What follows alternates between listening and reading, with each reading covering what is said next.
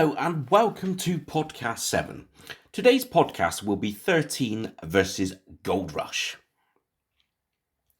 13 is a still multi-dimension Intamin coaster, whereas Goldrush is a still lift and launch Intamin coaster. They both fall into the category family coaster, but today we are going to versus them and look for a winner. Well, let's say the historic one is 13. So from the dark forest into the queue entrance, we have the 13 queue sign. That track that you can actually see is not 13. It's the Intamin launch coaster, Rita. A lovely sight to see as you patiently queue for 13. But let's talk more about the entrance. I think we will loosely use the term gothic here. Mystery, gloom and horror awaits. It's your typical horror storyline where you get given a clue.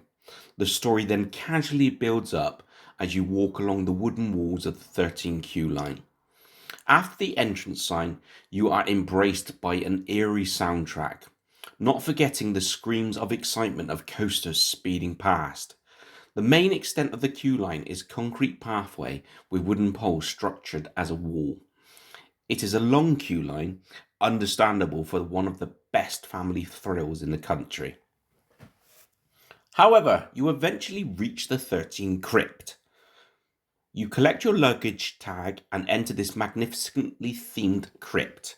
All horrors are not extreme, but enough to tickle a person's horror senses. The soundtrack speaks and welcomes you into the woods. After seeing some spooky sights, you wait for your carriage. A simple Gothic-looking carriage with 2 seats aside. It hosts a total of 20 riders per train, despite the fact it's called 13. Obviously, it has the name in association with the unlucky for some number in bingo calling, lol. Let's move on to how it rides. As you mildly launch out of the station building, you go down a mild hill, turn left and straight into a lift hill. None of the hills are particularly high, so don't expect that. Then you go down a steep drop, followed by a half helix with some mild banking. Next, a couple of big bunny hops and a long section of up and down banked track. Through a quick S-bend and then sharply up the last lift hill and into the crypt. I'm not going to divulge into the last bit in case you have not been on the ride, but I will say it's a bit scary and lots of fun. So what do we think of 13? I think the name and its theming detail kind of speak for itself. As you can see, the theming is pretty creepy. There are no inversions, but the track at some point switches, leaving you in one hell of a predicament.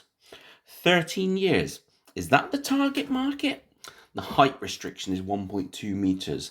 That's shorter than the thrill rides. So I doubt the target market is 13 and up. Meaning we are back to bingo here. It seems 13 is just the unlucky number here. So the coaster is based on superstition.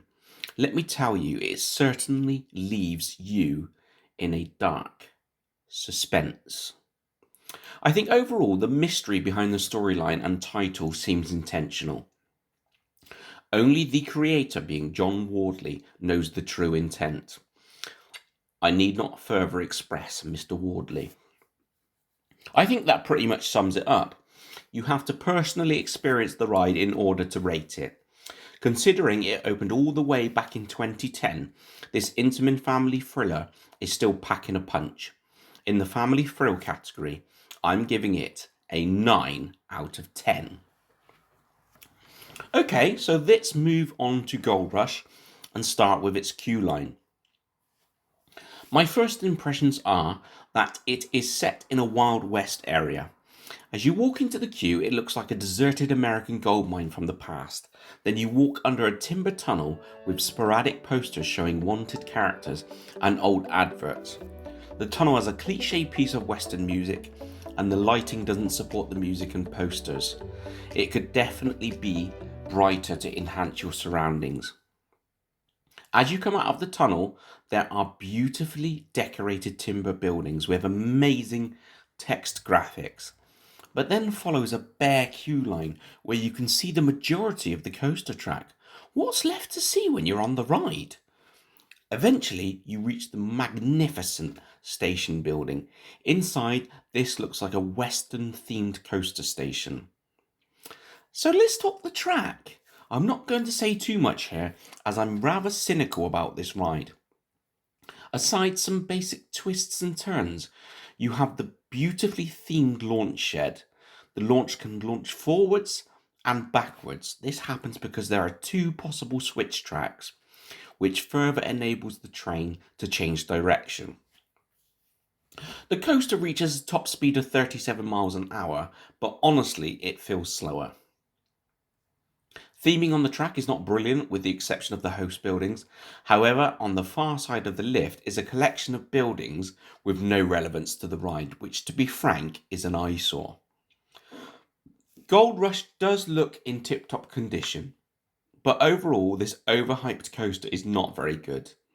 Today, I'm giving this coaster a 5 out of 10. From this brief but harsh outlook on Goldrush, it's fair to say that 13 wins this by a long way. I'm kind of inclined to credit this to John Wardley. Anyway, folks, that's it for today. See you soon.